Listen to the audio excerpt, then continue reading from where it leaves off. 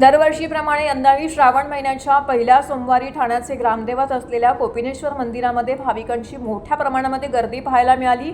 श्रावणी सोमवार निमित्त संपूर्ण मंदिर परिसर फुलांनी सजवण्यात आलं होतं। लाडक्या कोपिनेश्वराच्या दर्शनार्थ पहाटेपासूनच ठाणेकर भाविक भक्तांची दर्शनाला मोठी गर्दी झाली होती। लांबच लांब रांगा लागल्या होत्या। मंदिर प्रशासनाच्या वतीने भाविक भक्तांची गैरसोय होऊ नये याकरिता चोख नियोजन देखील करण्यात आलेलं होतं। यावेळी शिवसेना उभाटा पक्षाचे माजी खासदार राजन विचारे, माजी नगरसेवक संजय तरे, इतर सर्वपक्षीय नेते कार्यकर्ते यांनीही येथे उपस्थित राहून कोपिनेश्वराचे दर्शन घेतलं आहे।